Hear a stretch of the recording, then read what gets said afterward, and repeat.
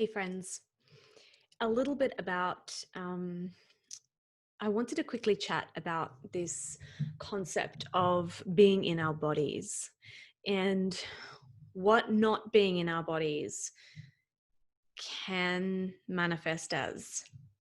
Over the last few weeks/months, the world has been going through quite a lot of transformation and change. And with this change, people in general have been feeling quite flighty and anxious. And quite a few people that I've spoken to have not really known what to do with the energy that they're experiencing. So there's a reason that this is happening, not only collectively, but also the way that you're feeling, the collective response to what's happening in the world. And I wanted to talk to that a little bit because this has been somewhat of a journey, and sharing what I know is pretty much the only way I know how to help right now. So firstly, what can being disconnected from your body actually manifest as? Well, it's disassociation, and it's completely, it's dangerous. This is a lack of continuity between your thoughts and the memories and your surroundings and your actions and even sometimes your identity. Now, the disconnection with self is bad in that you have all of these manifestations occur where people are trying to morph or change their bodies because they think that it's going to fit societal and cultural norms.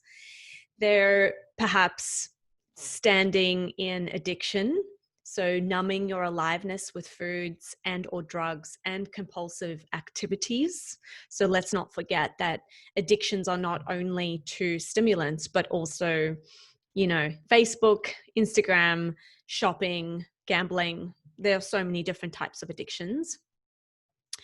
The knock-on effect of all of these disassociations with self means that you're actually creating a disconnection with others.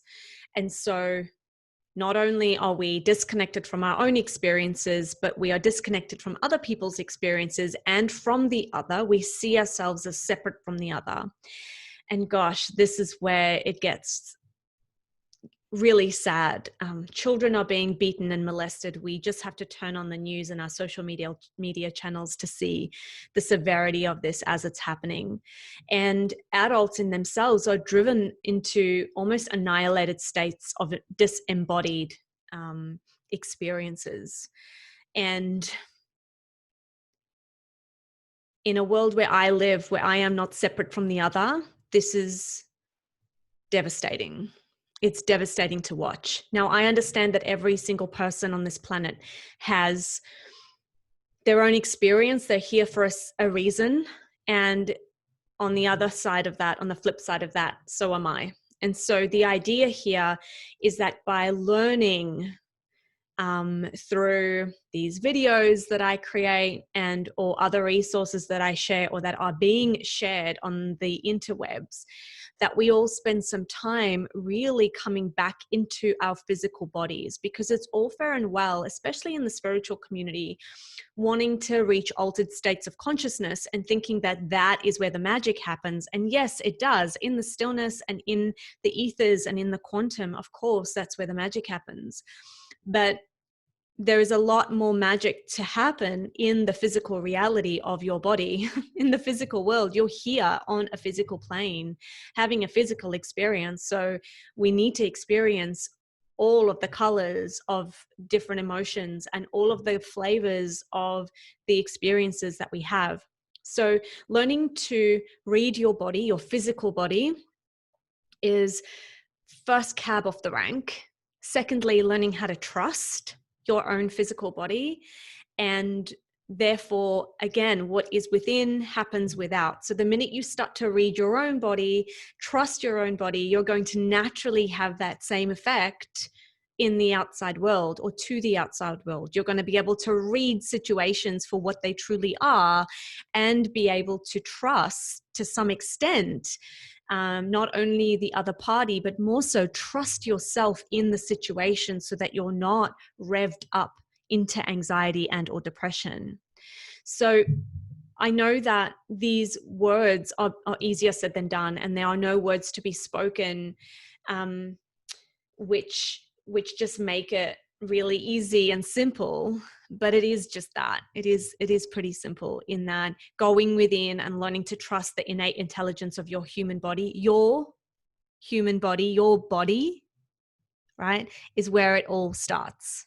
So whether you are trying to dissociate yourself from your physical experience by shopping too much or drinking too much or whatever, fill in the blank, too much, I want to encourage you as much as possible to find some stillness and a place in your day where you can really learn the intricacies of your own body. It will speak to you. There are different ways that you can do this, whether it's yoga or learning how to breathe properly or doing some sort of Tai Chi or Qigong.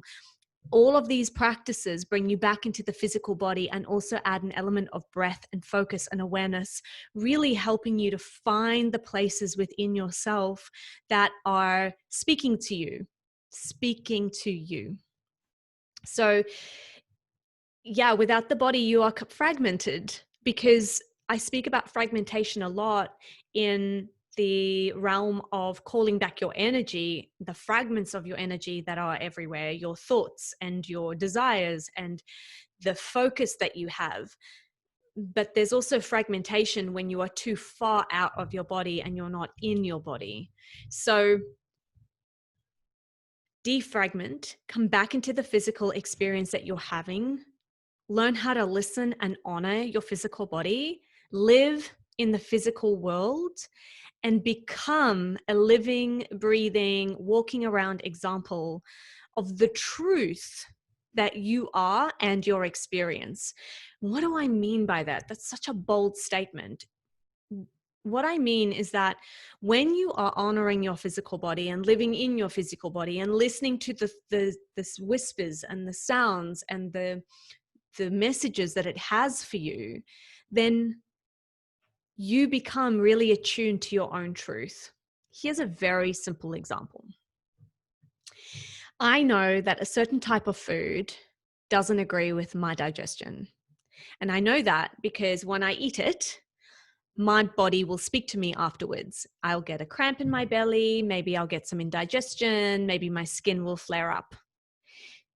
Physical manifestations of that food not agreeing with my stomach tells me that maybe I should give that food a little bit of a rest for a while. That's a very simple example. But if we're not tuned into our body and listening to how it's responding to the way that we are living our lives, then how are we ever going to know the root cause of why we're experiencing what we're experiencing? Another example of this is, let's say you scroll on your phone until 10 o'clock every night, just scrolling through social media, and yet you're not sleeping well. Well, maybe your body's trying to tell you that it is too stimulated too late at night. And if you were just to put the phone away at a decent hour and switch your Wi-Fi off, maybe, just maybe, you'll have a good night's sleep. And so it becomes this beautiful dance between listening in, trusting your body, playing around with curiosity at other alternatives or ways in which you can experience this life, seeing if that works for you, and then doing that. So simple, isn't it? Yet we put up these walls around ourselves, thinking that everything that we need to know is outside of the wall instead of looking within, back to ourselves.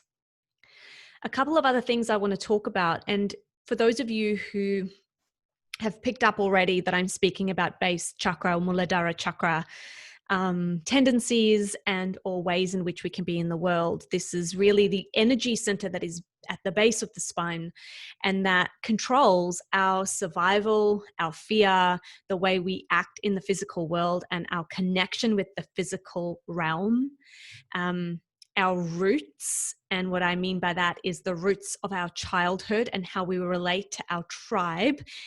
And what I mean by that is the family tribe, the community tribe. It's a very strong connection to that which we were born into.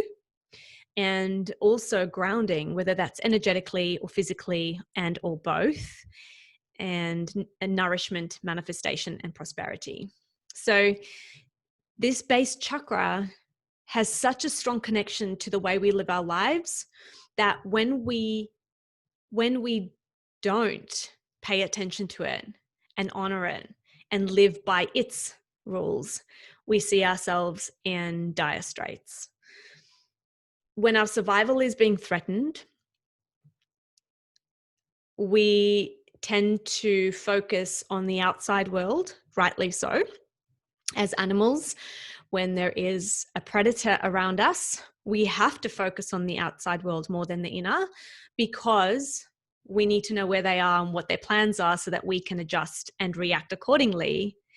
And when we're in survival mode, we are not looking within, which is part of the reason why we're so disassociated with our own being and our own bodies, because a lot of us are in survival mode.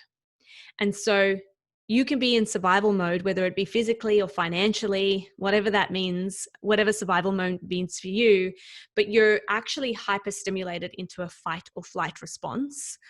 And the manifestation of this is that you feel restless and you may feel tense and unable to sleep very deeply. Another side effect of this is PTSD. So you've experienced some sort of trauma in your life and you're actually experiencing the post-traumatic stress disorder that is connected to that trauma.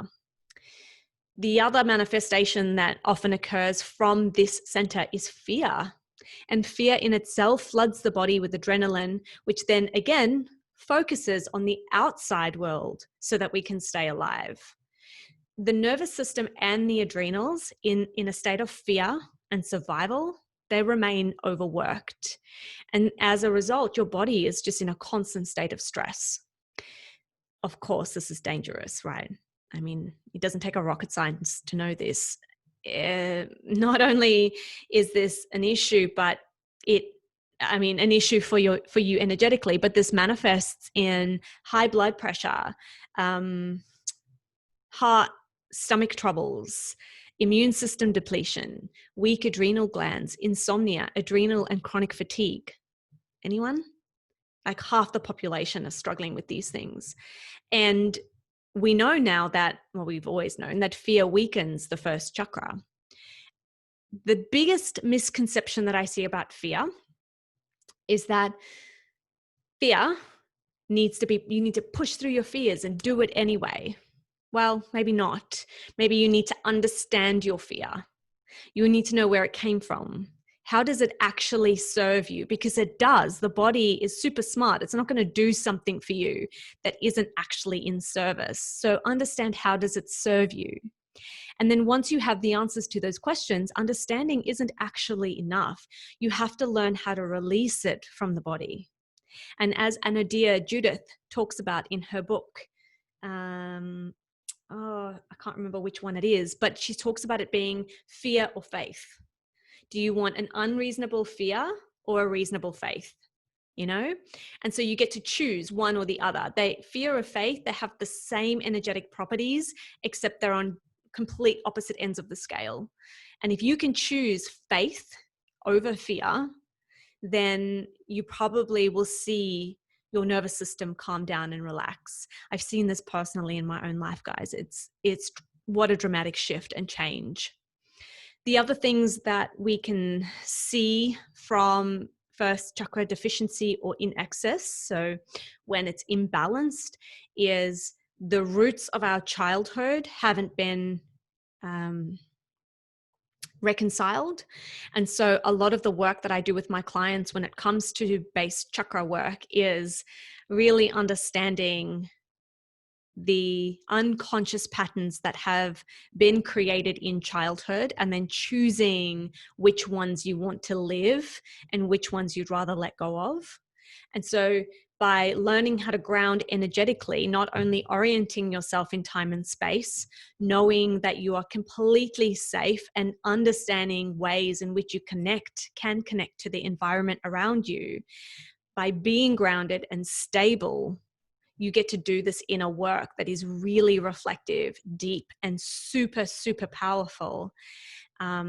which just means that you're always going to find your center, that you're going to keep it cool, calm, and collected as often as possible with minimal effort. Because let's face it, if you don't have a very sturdy center, you're going to fly off the handle pretty much all the time and find other ways in which you are not in your body, right? You want to disassociate. So you're going to be swept off your feet in fantasy or dream worlds. And that in itself isn't healthy either, because we're living in a real world, a physical world that requires your attention and you to be in it. Otherwise, you wouldn't be here. Another thing that I see a lot manifesting from first or base chakra imbalances is an inability to nourish your body, which is, eating disorders and other ailments that are associated with that. And the last thing I want to say about first chakra deficiency and or imbalance is, if our experience of the physical world lives in this chakra, and if there's an imbalance in this chakra, it's only natural to conclude that manifestation and or prosperity, well, your manifestation and skills and your prosperity will be a little bit off kilter. So what I think manifestation is not just about getting what you want in the physical world. It's not just about, wanting a piece of clothing and then manifesting it, although it is that too. But in the context that I'm speaking about now, it's not necessarily only that. And prosperity doesn't just mean you're going to be rich. Prosperity means that you have everything that you need in abundance when you need it, and that you are never left wanting for anything. Okay. So I think our day and age, we have this unrealistic attachment to freedom, and we don't really accept what is. We have an unrealistic expectation to, we just think that we can just manifest freedom. And if you're not spiritual enough or vegan enough or any enough, that you're not doing it right. And that's not necessarily how it works. So when you have this unwillingness to actually accept what is, you have you have this inability to accept what's actually limiting you. So you don't see the unconscious and you don't see the shadow. And not being able to see those parts, the shadow, the unconscious, that's where it becomes a bit tricky, because you don't know what you don't know. So you have to be as open as possible and willing to go into the shadows to see the things that you'd probably rather not want to see, so that you can choose differently from the shadow and draw it back into the light. I also think that manifestation work in itself is very much taught behind the eyes. And there's a big piece that's missing from this work, and that is moving your feet. So you have to actually get into action. And you just got to get into action. You can't just sit on a meditation pillow and dream for everything to happen without physically doing stuff to contribute to that which you want. And those people, I was one of them for many years, who would not consider getting into action, thought that the law of attraction was just simply me sitting on a meditation pillow, feeling all the good feels and thinking all the good thoughts without moving my feet. That's where there's a little bit of dysbiosis, like there's a disparity in that. So the last thing that I'm going to finish here with is the divine paradox of accepting your limitations so that you can transcend them. So when we talk about manifestation, you can be whatever you want to be. You can do whatever you want to do. We live in an age now where these mantras are just sprawled everywhere. And yes, that's true. You can do and be whatever you want to be, but there are limitations. And that doesn't mean that there'll always be your limitations, but small baby steps, right? You do one thing and then the universe goes, and then you do another thing and the universe goes again. There is this reciprocity and this ability to dance with the universe and co-create, which is why I tend to call manifestation co-creation, because it's me working with the divine in a beautiful dance-like movement where I go first, and then the universe goes, and then I go, and then they go too. And the manifestation is what happens after the co-creation. And so the divine paradox that we often miss out on when it comes to co-creative techniques is that to accept your limitations is actually transcending you past them. So if I'll give you an example, if you are working in a job right now and you want to open up a business and earn multiple six figures, well, yeah, totally possible. But is it possible within the next 3 months? Maybe not.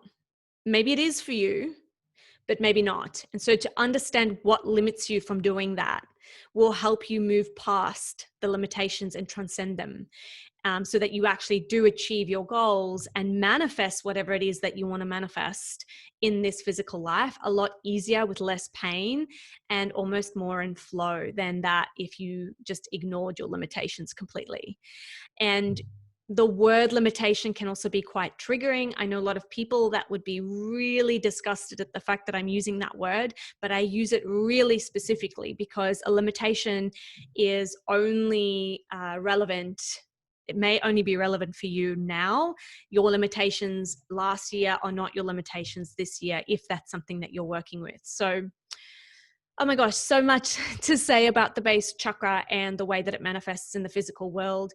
My job is to take the spiritual, cerebral concepts, the mystical, and all of those really out there kind of concepts, and plug them into the physical reality of what we experience in this world, so that you can see how important it is to understand energetics and really get to become that which you want through understanding your energy centers and how they have such a huge impact on your day-to-day.